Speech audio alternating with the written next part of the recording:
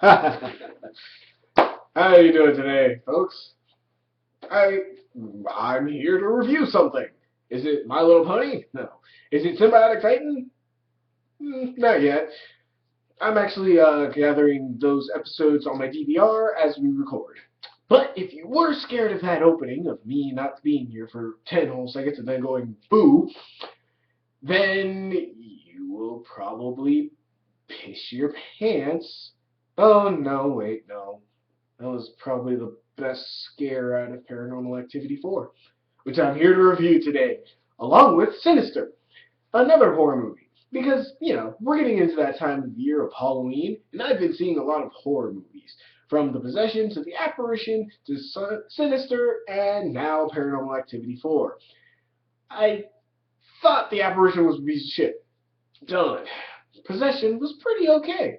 Sinister and Paranormal Activity 4 are the two only horror movies that are sitting in theaters now, and I decided to review them both. I've watched them both many, many times because I work in a movie theater. I see them all the damn time.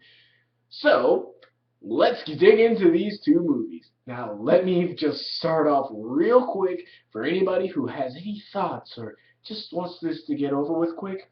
I'll tell you right now which ones I think rock and which ones suck.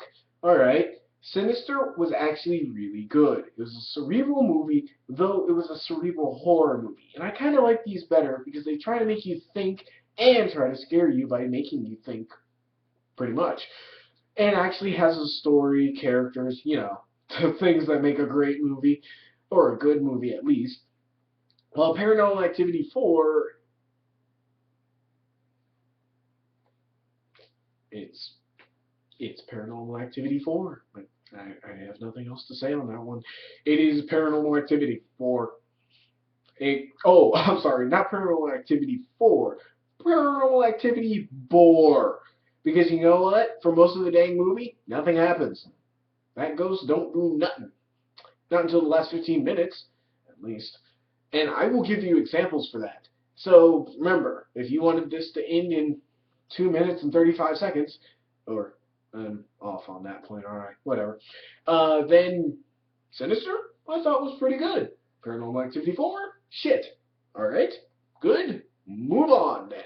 If you didn't stop the video there and want to actually know more about these two movies and why I think one sucks and why I think the other rocks, then here we go. We're going to start off with the suck because it will take a long time to explain the suck. Paranormal Activity 4. What is the plot? Well, okay, there's this neighborhood where this kid has to live alone because his mom went to a hospital. So the neighbors did the right thing to do with their daughter and took the boy in to help him, well, acclimate until his mom comes home from the hospital. Pretty simple, but as the boy is living in the house, strange things start to happen. Pretty much that's it. I actually really stretched out that explanation. I could have said that a lot quicker and just been like, damn, done. So, why don't I like it? Because one, nothing happens in it. Two, it is cheap as balls on every point. On the writing, on the acting, on the special effects that aren't even that good. And dear crap, the logic. Oh, the logic in this movie. The logic is stupid. And the fifth and most important thing about this movie, or fourth, lost count, whatever, the ghost does nothing. Or ghost, demon, whatever. He doesn't do anything. He takes a payday. I don't know. He was eating nachos out the fridge. He was doing nothing for a good fucking long time. And you're probably going, but there are scares in this movie, right? You're right. Most of them are noise scares, which are people slamming doors, you hear a thud, or like somebody jumps out pranking somebody else, or the cat jumps at the screen for a good 2 times who are attacking the cameras, which are all the laptops that in their house turned on 24-hour surveillance, recording everything he sees. Yeah, you can't do that with a laptop hard drive. It wouldn't support it. It'd be too much data, especially when they start running other programs like email and watching videos. Yeah, that ain't happening. And then, of course, when shit really starts to hit the fan, instead of, dropping a camera and running, the girl flips out her video cam and just starts, oh no, what's happening? Oh God, I really should start running at some point, but I want the audience to know what's happening. Fucking dumbasses. And of course, for those things that the laptop can't see, the girl brings a camcorder with her to talk to her parents. Because when you're having an argument with your parents, having a camcorder in your hand is completely and utterly natural. Now, you're probably saying, what about the ghost? He probably did some things. I saw some things in the trailer. Let me get to those. There are two that I love to point out that are spoiler-free. There's one where the boy is sitting inside of a tub, and he's taking a bath, and the demon drags him under the water.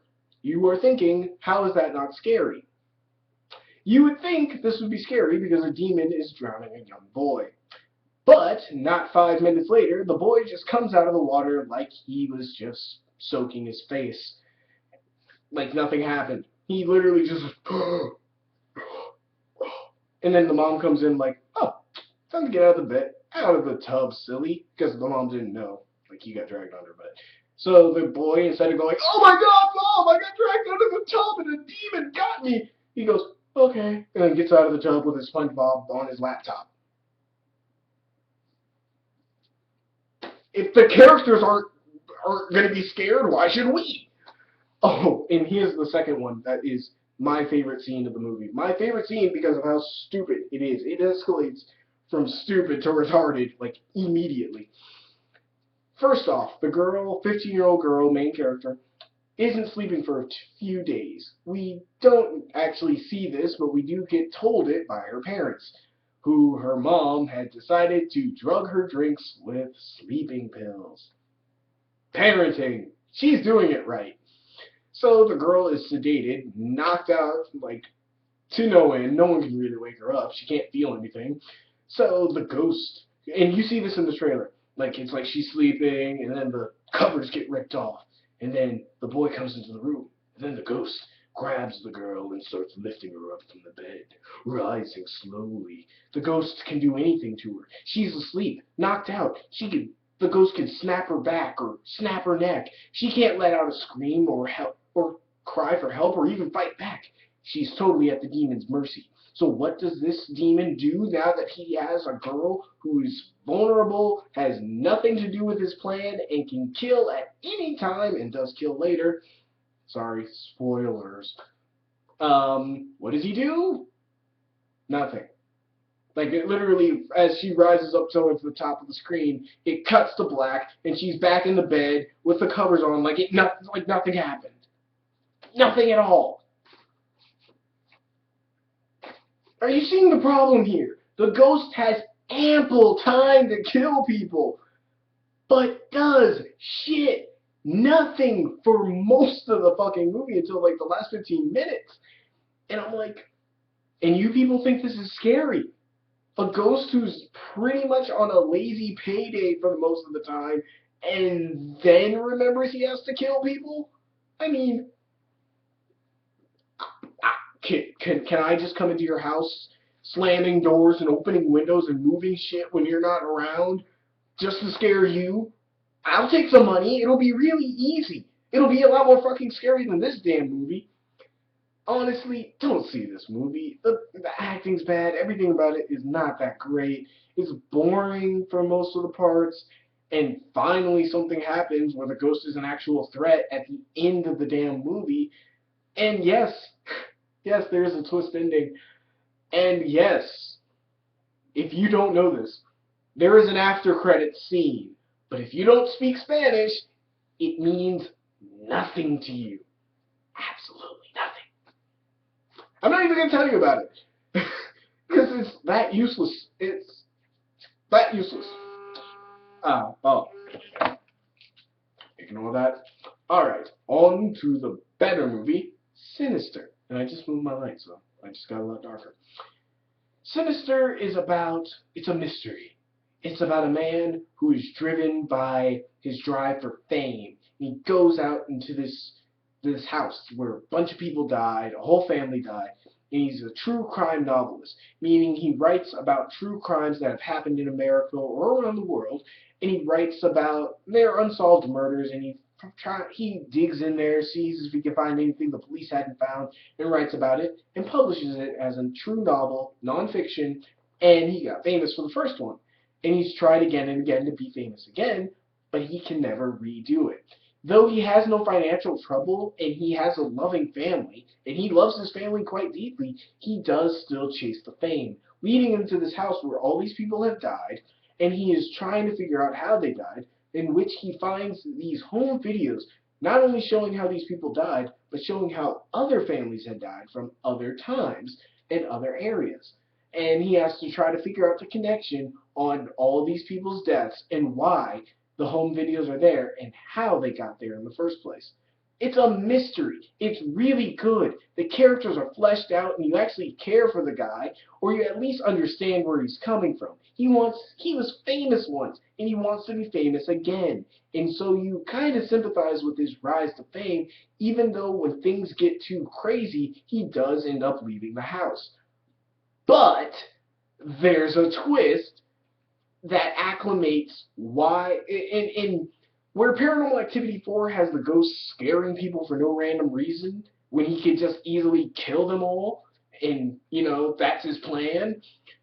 In Sinister, there is an actual plan to the monster. He actually has a reason for doing things, and he actually even has his own sick and twisted ideas of why he wants to do what he does. And so if you watch Sinister, there's an actual plan in place, and there's an actual process, method to the madness in it. While Paranormal Activity 4 is just random shit. That's why I like Sinister better. It has characters. It has actual scares. It gets in your head. And if it doesn't scare you, if it doesn't get in your head, if it doesn't even faze you with the things you see in this movie, here's the thing. It's still a better story. It's still more interesting. If you are like, oh, I'm not scared by this, that's like the opening shot. If you're not scared by any of that, or like, oh, I've seen worse in like Saw or something like that, then don't think of it as a horror movie. Think of it as a mystery. Think of it as a mystery movie and trying to figure it out. It's a good character piece. You get really good actual comedy in there too, along with humanization of characters. You'll actually really enjoy the story even if you're not scared. To which Paranormal Activity 4, if you're not scared, you're fucking bored. And that's it. There's my opinion. If you thought that I was wrong in my opinion, please sound off in the comment section. And honestly, I'm not calling you dumb if you like Paranormal Activity 4. I'm just saying I don't like it, and those are the reasons I don't like it. Honestly, if you like Paranormal Activity 4, sound off in the comment section. I actually want to know why you like Paranormal Activity 4. I kind of want to see where you're coming from. And if you don't like Sinister, again, sound off in the comment section. I really want to see where you guys are coming from. I've met a lot of people who don't like either movies or have the exact opposite opinion on me. So I've had intelligent conversations with this before. Let's hope we can carry it to the internet, like we know we can carry anything else to the internet. Most of the time. Anyway, until next time, y'all. Peace. Sorry, screwed up.